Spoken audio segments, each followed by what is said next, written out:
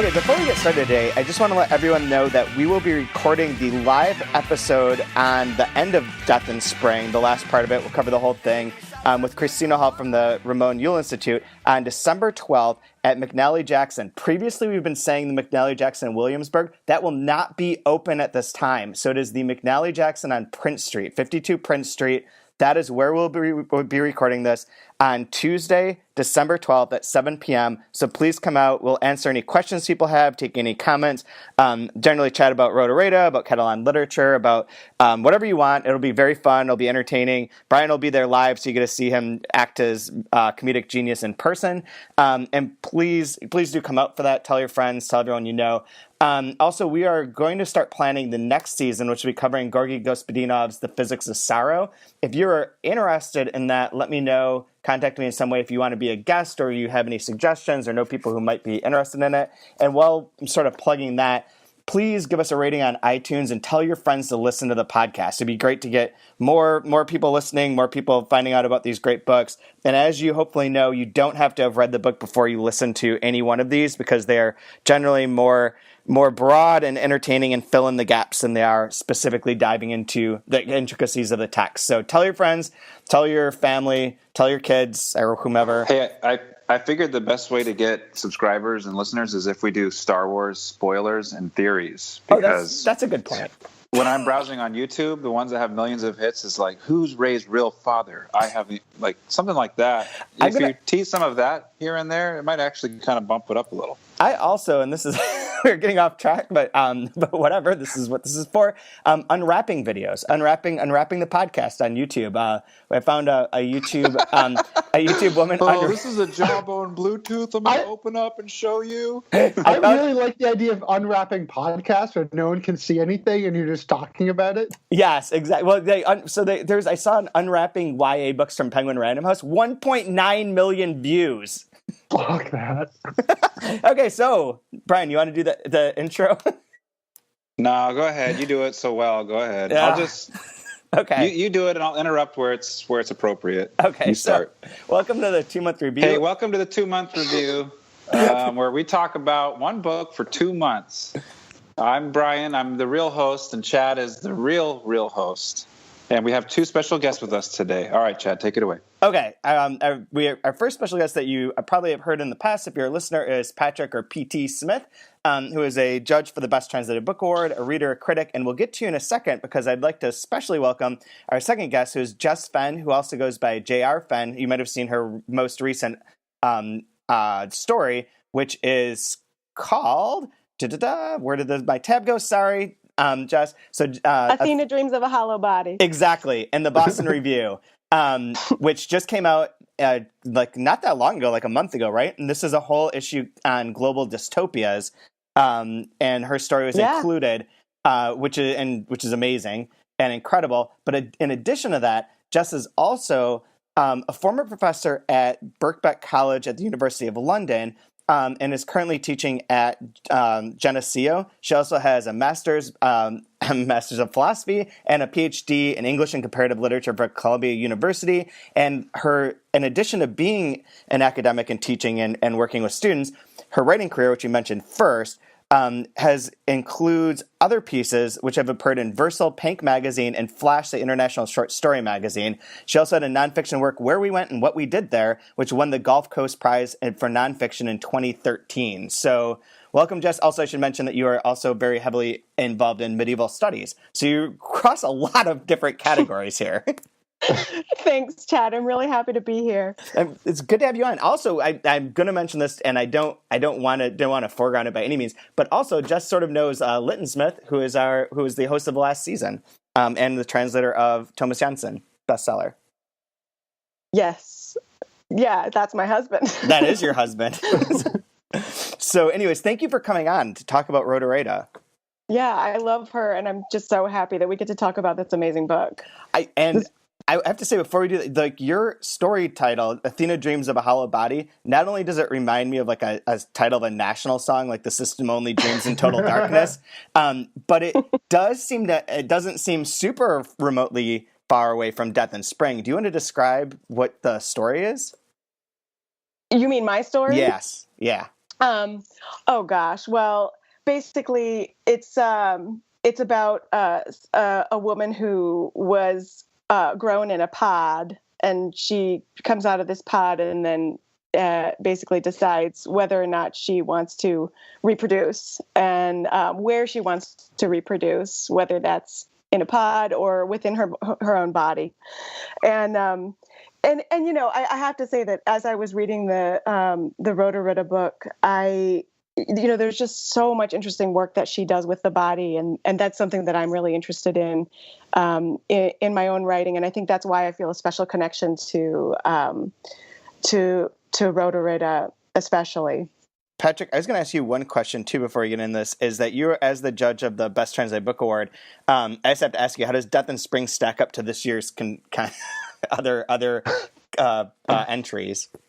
Well, definitely very well. I like. This is the first time I've read Death in Spring, but the previous year that I judged, War So Much More, another one of her books was eligible, and I was a big fan of that one, and I'm a big fan of this one also. But War So Much More was one of the few books where it's a couple years later, and I still know where I was sitting when I was reading all of it, and specifically know the walk I went on after I finished it, trying to deal with what I had just read.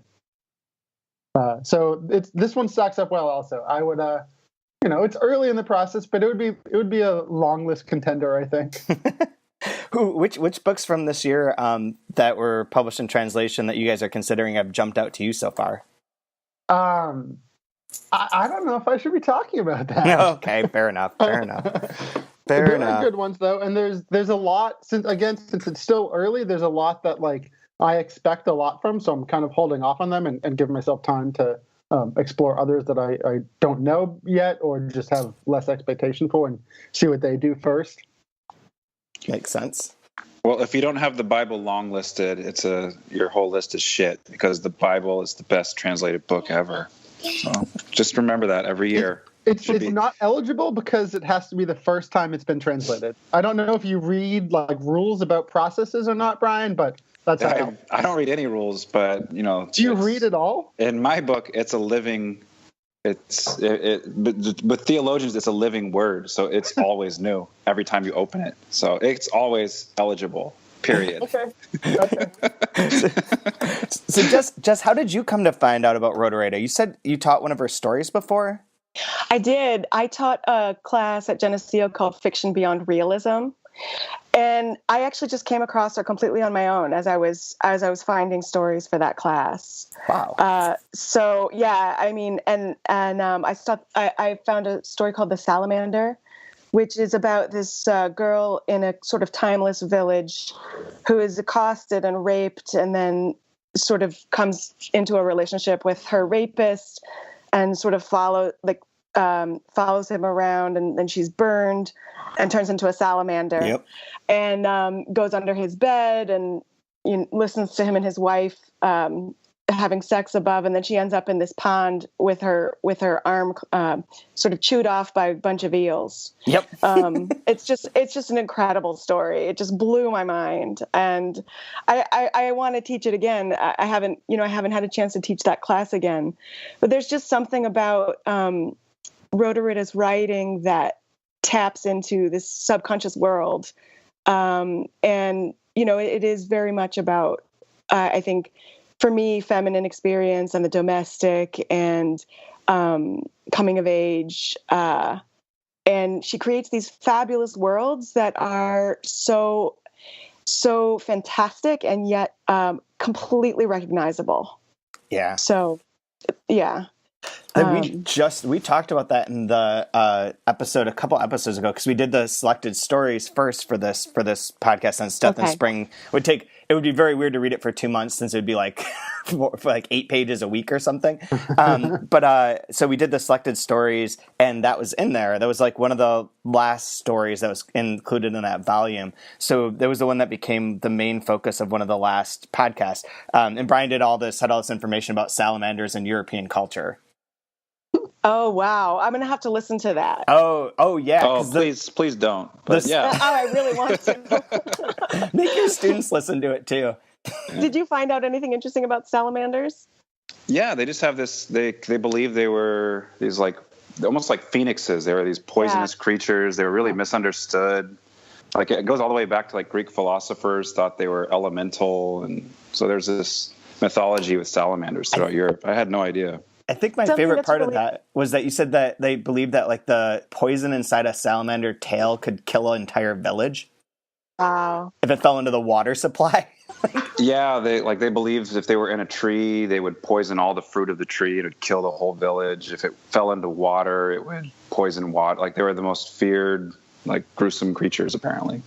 Oh, that's amazing. That's amazing. I think, and it connects to that story too, because something that happens in that story is that even though the salamander body is sort of dying and coming apart, the consciousness of the girl is still active and working. And so, you know, if you think of salamanders as sort of things that can cause rebirth or connected to those kinds of transformations, then the story is working with that in really interesting ways. Yeah, absolutely. I had a quick question about that class you're teaching. You said it was beyond realism, right? Fiction beyond realism, yeah. So what were some of the categories? I mean, I know we're always about trying to place things into categories. What are some of the categories beyond realism that you were? Was it just like science fiction and magical realism and that sort of thing, or? It was really a course in literary fiction, and so it was mostly sort of fabulist. We read Borges, of course, and then we also read people like Alyssa Nutting. So it was a sort of broad range, but we also read Jamaica Kincaid, like her beautiful story, My Mother, which is fabulism of its own type. So it was. We didn't so much go into the genre fiction. But we read a lot of like this really masterful work where people are, making things happen in their stories that wouldn't necessarily happen in real life. But the thing that's happening is actually a metaphor for what does happen in real life. Yeah, because with this book, I was trying to figure out like where it kind of fits within these constructs that we create. And then, I think beyond realism is a great way of... Because it sometimes feels like a fable, sometimes it feels a little horrific, obviously, but it's something just other, I think Flannery O'Connor had a great term for it. It's sort of deeper realism.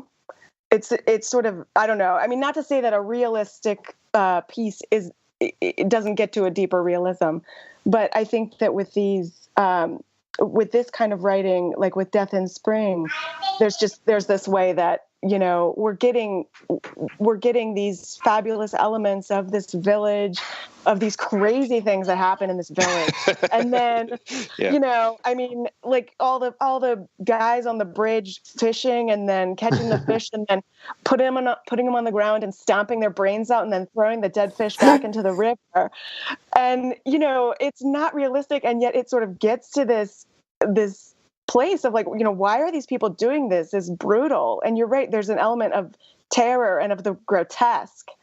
And yet it all is connected to the fact that this boy narrator is coming of age. And that is, coming of age in a kind of a brutal and dictatorial village. And that's completely normalized, which I really like as well. It's a great temper to how bizarre everything is. Absolutely. Yeah, everything. Yeah, the narrator accepts everything as being normal. Like nothing is, although the narrator and the stepmother do really start to get into some resistance, some acts of resistance, like when they raid the tree graveyard and pull the bones out and start playing with the bones, and when they dump the pink powder that everybody uses to paint the village walls pink, they dump it all into the well. That's like they destroy the paintbrushes. Yep. Everything is sort of normalized, and yet you can certainly see this resistance to the way things are, which is what everyone accepts in this incredible village, which is just so. I don't know if you all had this experience when I opened this book. it was just like sinking into this other world, and I just wanted to be in it. And I don't know if I want to be in that world. I like reading it from a distance, but being in it might be a little torturous. I'd be in it like from the safety of my own house. I don't want to have to swim in the river under the village and risk having my face ripped off. No. Yeah. So, and then have to sit on the picnic benches with the other faceless people and like, try to eat food like during the village meals. or when you're pregnant and you have to be blindfolded so you don't look at other men. Yes. And that's, I mean, actually, Brian, going back to what you were saying about this mythology, that goes back to even, medieval theories about, and ancient theories about how the fetus was formed.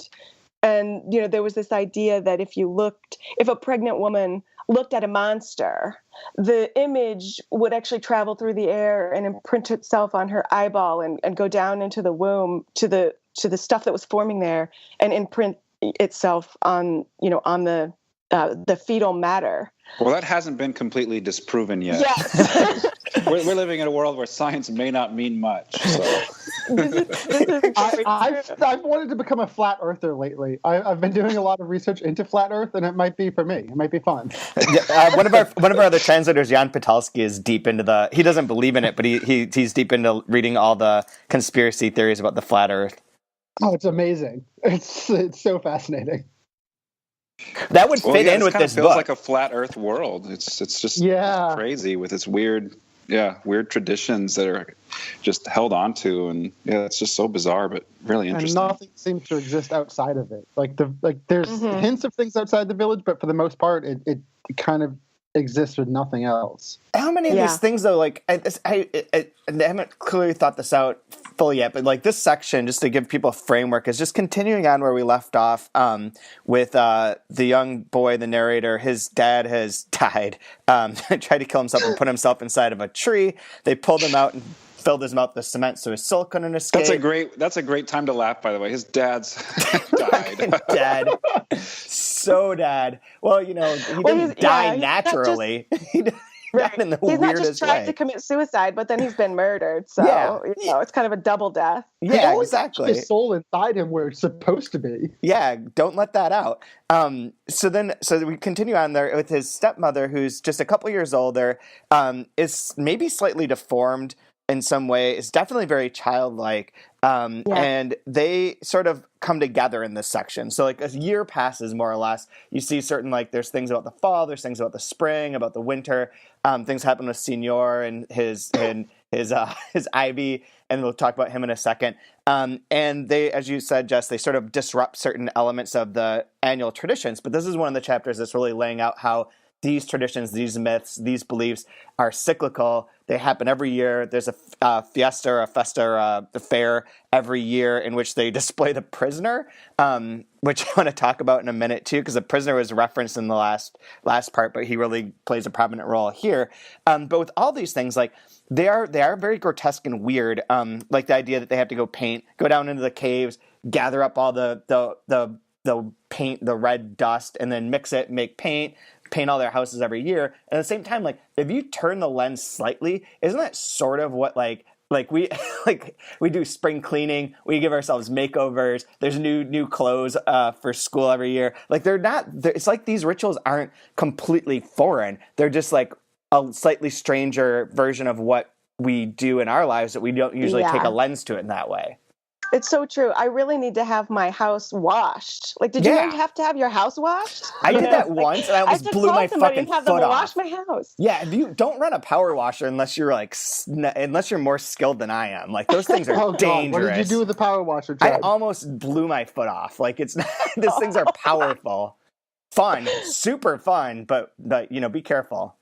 Yeah, you have to watch your house. You have to do people are. I mean, how many interior design shows are there? Just to stick with the painting one, but like even with the fishing one, like I took my daughter wanted to go fishing once, and the whole thing was to catch the fish and then throw it back in. And I think we killed like half of them because we were like not talented at that either.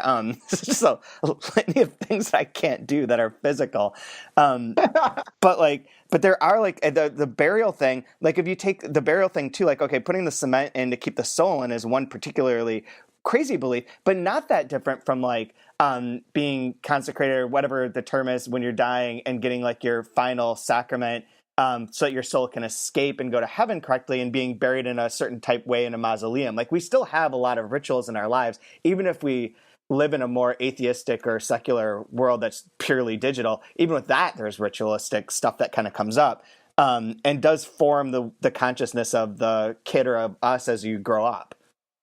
Yeah, absolutely. And there's this really interesting sense in this section, I think, of sort of being trapped within these cycles. And I mean, Rotorita even does this amazing thing at the sentence level, where sometimes you feel like a sentence takes a really long time. It you can pause. Like, a lot of time happens in a sentence. Like when the stepmother who features in this section, she's like, the only thing she's brought to the house has been these 2 flower pots. Mm-hmm. And she seems to always be putting the flower pots on the windowsill. And so we're always returning to sentences that have these flower pots in them. Mm-hmm. And then, the flowers are blooming endlessly, but it says, it took her a long time to reach the window and leave the flower pot on the sill because she could hardly walk. And so there's just one sentence, and there you can see her just sort of like moving so slowly over to that windowsill and like trying to put the flower pot there. So I just, as a reader, I had a sense of being trapped within the time that the narrator is trapped within.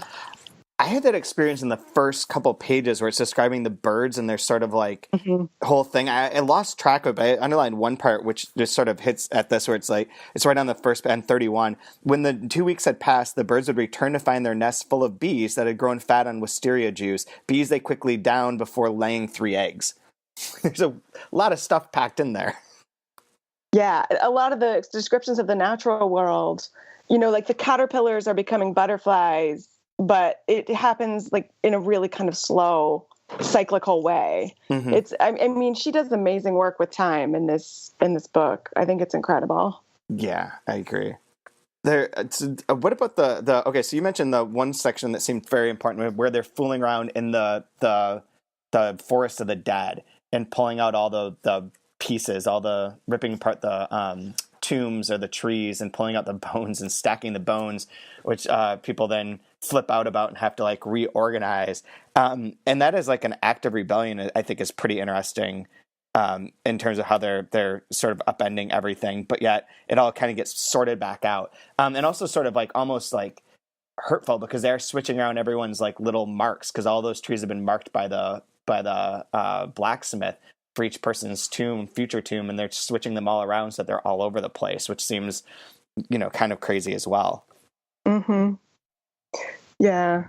Now the stepmom, she comes from like a lineage of women that they disrupt, like the first night. That's his mom. That's his mom. Okay. Yeah. All right. That was one of my favorite parts too, where she just goes and screams on their wedding night. She's incredible. That mother, the narrator's mother, like she's got these red eyes, and she like shows up on people's wedding nights and just screams outside their windows. But the stepmother, her father died crossing the stream. Like her father died because he was one of the ones who was exploring the rocks and the river to find out if the village would be washed away, which is one of these rituals where it seems that people are sort of elected in a sort of Shirley Jackson lottery style to be the sacrifice who goes into the river and basically loses a face or loses an arm. And then her mother hanged herself. Yep. So this, and the stepmother, like Chad said, it's almost like she's left behind. I mean, she's this diminutive old woman type figure. One arm is shorter than the other, and hands and arms are really important in this book, about in terms of like thinking about mastery or the mark of the human, something to be afraid of. And the stepmother is. She's almost like she sits in her chair. She eats these balls of fat. She puts her flower pots in the window. I feel like she's a figure that's just a little bit outside the norms of this village. She joins, like she first starts following his father around like as a shadow. And that's another, shadows are also like all over this book in a very They're a very physical presence. Like you're talking about a thing that's non-physical, but in this book, I mean, they're called heavy at some point, and there's like they show up in various ways. But that's her initial thing, is that she becomes his father's shadow until he takes her home.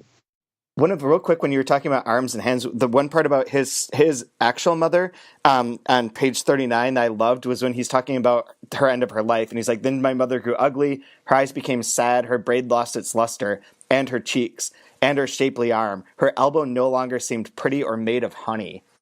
That line just killed me. But what's crazy about what Rhoda does is that she then takes the honey and she applies it to the prisoner in the next section. And so we see this honey that was attached to the mother's arm, then kind of applied to this prisoner who's basically stripped. I mean, they put him in this cage that's too small to lie down, and he has to sit in this cage upright until he is no longer, until his humanity is gone. And then finally, when he's sort of no longer human, they take the cage away, and he still just sits there. But this honey, sort of transfers from. And what's amazing too is she does this with all these sort of images and substances, like the bee that is following the narrator into the river in the opening scenes of the book.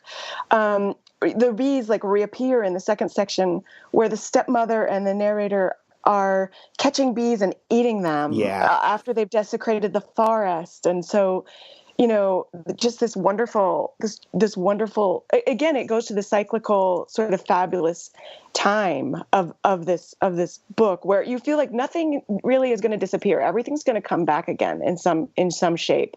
Like those shadows, that Patrick was talking about, like the boy in the second section, and the narrator sees a boy who's sort of elected to go into the river and cross it, and he gets mutilated in the water. And then at the end of this section, the narrator sees the boy's shadow, and he recognizes that it's the boy because he lost an arm. So it's this armless shadow of this boy. So every experience is sort of ghosted by another experience. Wasn't there and even with the shadow, I was gonna say there's something about the stepmother and his father, and it says that she began following my father like a shadow.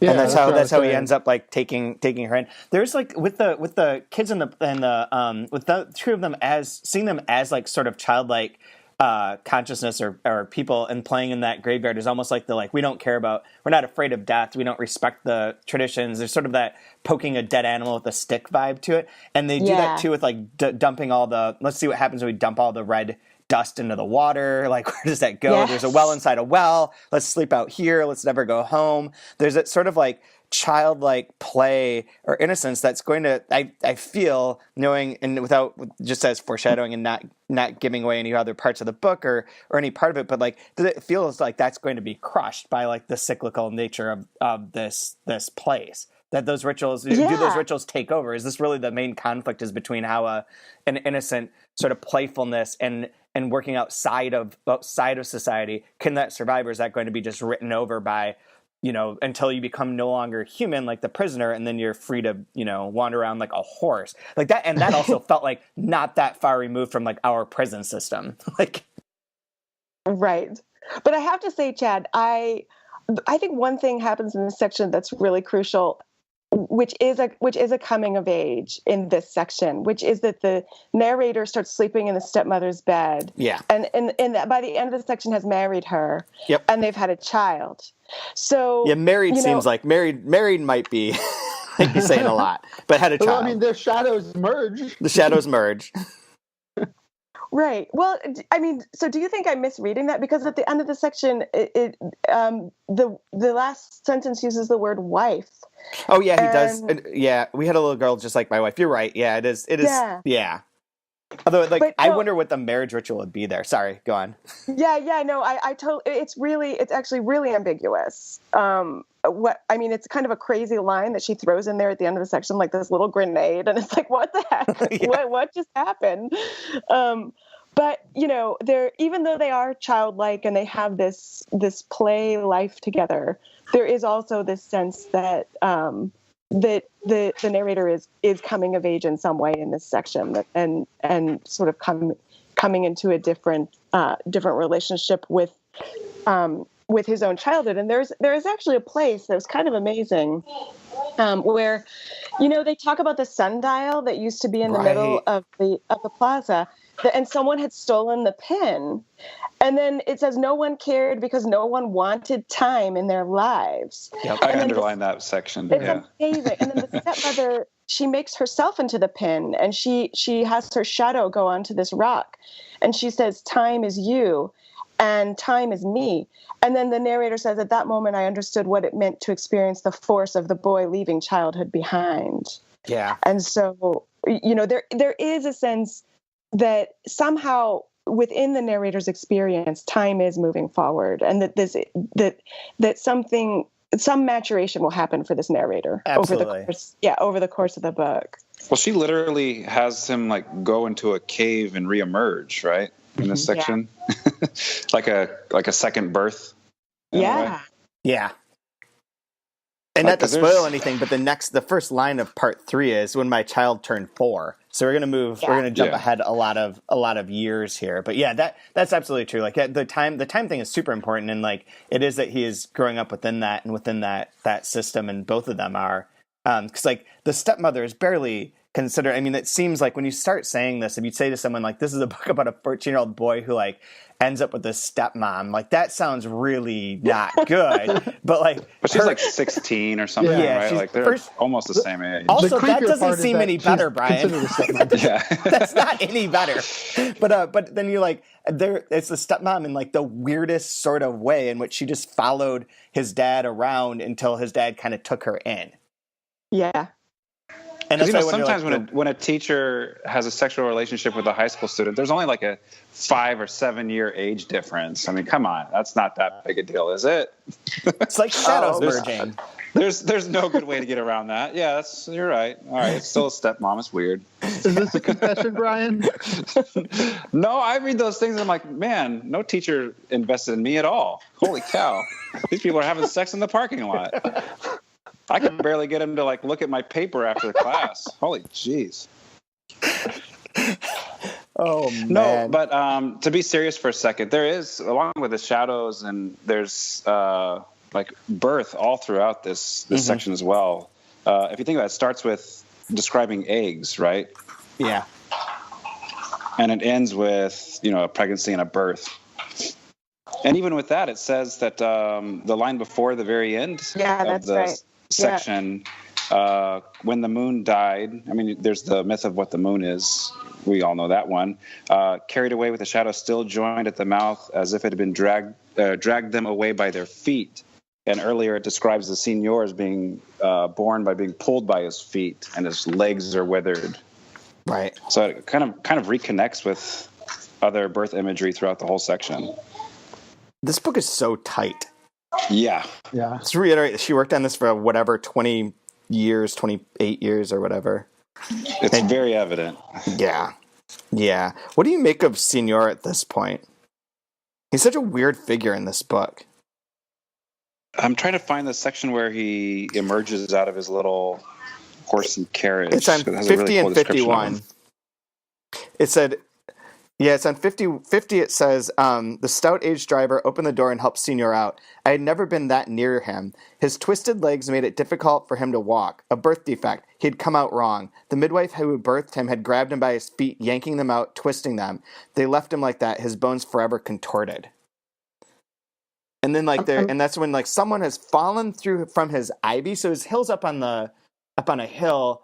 There's ivy that people have to beat back all the time, I guess. I don't know if I'm describing this right. And then one of those workers falls, and they're like, oh shit, this guy's like totally crumpled on the ground here, having fallen down the hill, I guess. And Signor's just like, don't worry, it's all cool, everything's fine. And he like spoke softly in a slow voice. He spoke slowly in a soft voice, and while he was speaking, he glanced around, never blinking. Some believed him because they wished to believe him, others didn't. One said it would be better to tear down all the ivy so they could never have to thrash ivy again. A few said if they pulled it all down, the village would be doomed because the ivy kept the summer cool. It swallowed, so again, this is like flat earth.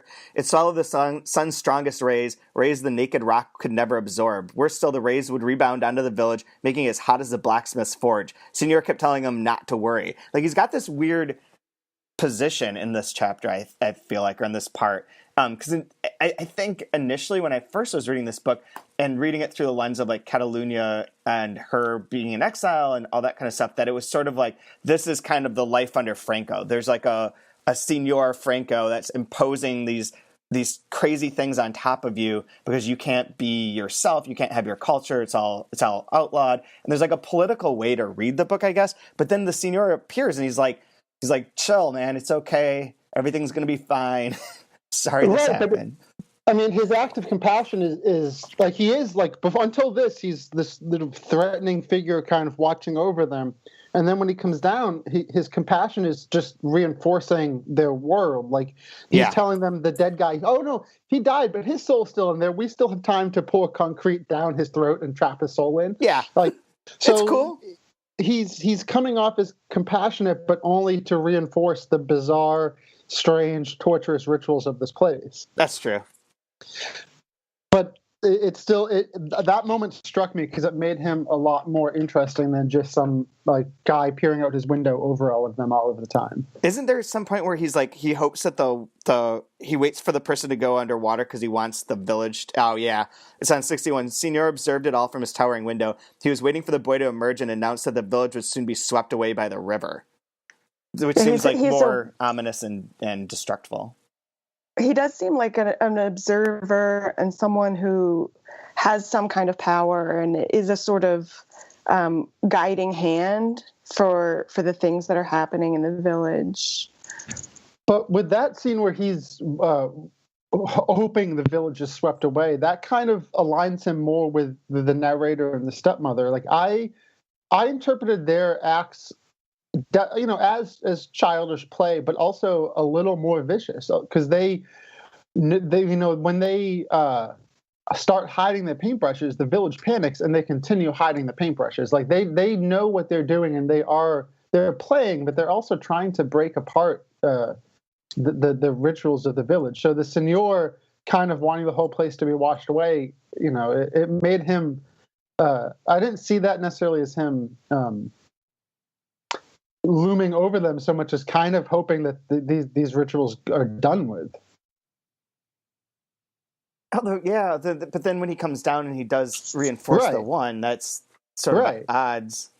Oh yeah, no, I just see him as a strange, contradictory figure. It's interesting. It is kind of interesting too, because it's like there's this kind of mythic way he's built up where he's above the city and his house is a different color, right? Like it's hoary. Is that what the word she used? Like pale, when everything else is pink, and then his is pale, and there's ivy that's trying to choke it, and they have to beat it back. Like he has this kind of knowing. And the ivy dies. Yeah. Yeah. And that becomes all the leaves, right? Yeah. But to me, it feels like whereas the rest of the village has this weird, strange kind of innocence about it, and the way they keep doing these rituals, there's something that this guy, like he knows something, and absolutely he's withholding information from them, and there's just something different about him, a quiet power that's respected and never questioned. And I think throughout there's people who have roles, and that they find those roles kind of inescapable, even if they fight against them or find little ways to manipulate them. Like you had the narrator's mother, whose role is to sit and scream outside newlyweds' windows. Senor is playing his role, his identity. The prisoner has his role, his identity.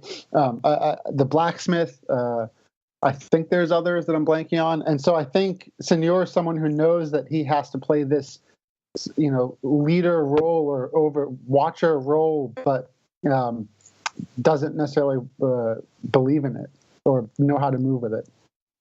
Yeah, this is a really interesting section. There's a ton of stuff to unpack. And my first read of it, I was like, well, this one's fine, but it's like just sort of there. Now it's like, damn, this is really, this has a lot of different layers to it as you start to unpeel it. Yeah. Like, I know, not to jump the gun, but if we go to like our favorite part about the section, mine was like probably one of the, when they're just desecrating the cemetery, so to speak, right? Which, why do people do that? Isn't that something people do nowadays? Like they'll topple gravestones and stuff. Goth kids? I don't know. Yeah, like you hear stories about it of like, like rebellious youth doing some act of vandalism, and it's like toppling gravestones. Like, what? Go have go steal something. What do you? Go steal something. Go smoke some weed. Like, be a normal kid. Out. Yeah. Go smoke weed and play Xbox. What's wrong with you? Yeah. Christ. But so it goes back to that. I kept seeing birth everywhere in here, and so just listen to the terminology when he desecrates his father's tree. Let's see here. It's on page 56 at the bottom of it. She never took her eyes off mine, and I grasped the axe and began to unbar my father's tree, top to bottom, side to side. It was soft. Trees that had held the dead inside were like rubber, hard to breach. Interesting word, breach, right? That's legs first, which comes up twice in this as well, right? Hard to breach. When I had opened the cross, she told me to pull, and with her help, I pulled as hard as I could. It's like giving birth again. Then it spilled out. Bark and rotted flesh, and the watery mixture, black sweat from the body. And it goes on and on with, being more grotesque with the description, but it's giving birth there. It's really out of the bones of his father's tree. And then just that brutal final paragraph, I dreamt my father's breath was burning me. I had marked that. Like, that's intense. And, okay, so we probably should wrap up around here. Do you have, like, a favorite line from this, Jess? From this section? Oh, so one of the things that I think happens in this section that's so important is this transmission of knowledge from the stepmother to the son. And it's on page 67. We climbed up onto the fence and sat on the rail. She told me she knew many things. Far away the river was flowing. The dead were asleep. Trees that held a dead person likewise died a bit. Cement inside a dead person took a long time to dry. She said we knew many things about the light, about everything that transpires as it goes round, returning to us, neither too fast nor too slowly, like our shadows cast on the sundial hours. The same, always the same, no beginning, no ending, never tiring.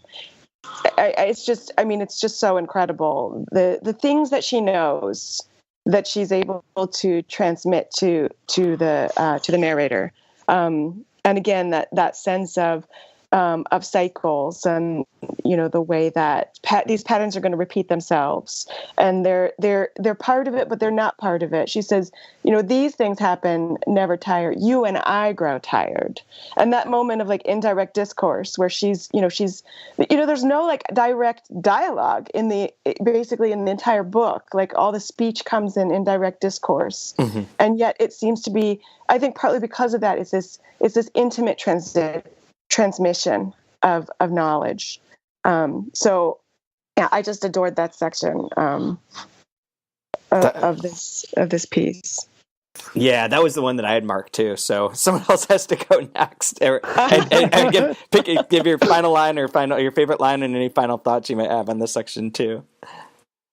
You go, Patrick. So I have, it's early on in the section on page 33, the ending of that little chapter.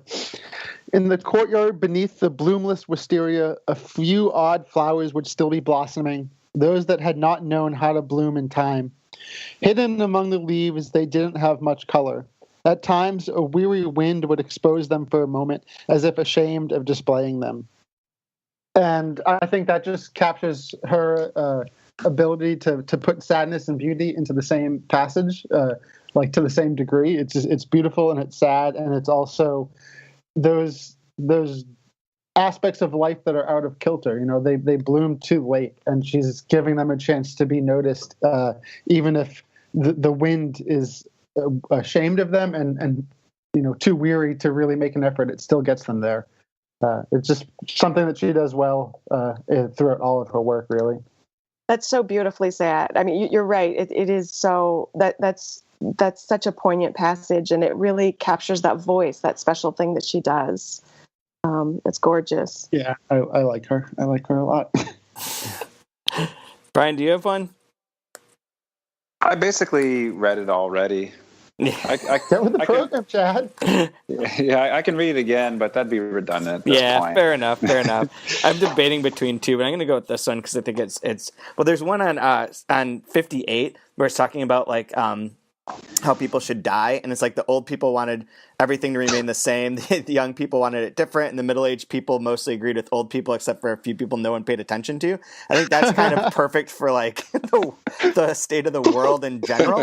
But the one I'll choose instead is 44, where they're going in the well and he's terrified. And she says, she pushed me farther inside, then clasped my hand again, telling me that she had been afraid the first time, but she had killed the fear because it was bad for you. Her heart had almost run away, which I think is really cool. This is so well done, well translated too. Like, It's so good. Yeah, it is. Really spectacular. Like the amount of care, and there's no word out of place. There's such a strong sense of voice, and it's so controlled, and it's beautifully translated. It's such a pleasure to read. Absolutely. Very cool. Thank you for joining us. And everyone that's listening, next week we'll be doing part 3, which goes from page 71 to like 118. Yeah, 118. So another like 40-page section. And then the one after that we'll be discussing live at McNally Jackson on 12/12 at 7 p.m. You'll see that we record these a little bit ahead of when they go live because we have to edit them and all that kind of stuff. But book's short. Even if you haven't read it, come on out. Hang out with us. There'll be some Spanish wine. There'll be some fun times. Anyways, well, thank you guys. On Prince Street, right? On Prince Street, 52 Prince Street. Go there. And if you haven't bought the books yet and you want a discount, go to our website. Use the code 2 month at checkout. You'll get 20% off. Both the Rotorated books and the third one, War So Much War, are available there. And this applies to any book that's part of the 2-month review podcast. So you can go back in time. If you want to listen to Invented Part, which Rodrigo Frezan won a big award in France yesterday. And that was the first season that we did. You can buy that book for 20% off using the same code. And Jess's husband, Litton's translation of Thomas Janssen bestseller, same thing, 20% off. Just use the code, buy the books, listen to the podcast. One other thing, it's a bit of housekeeping for that, is the first season, I was able to write an article for every week before we did the podcast that sort of went over that section in more detail and had a lot of quotes and various other things. I have now collected all of those into one Word document. So on the 3% website, which if you just go to rochester.edu/3% all written out, and hopefully you'll know what that is.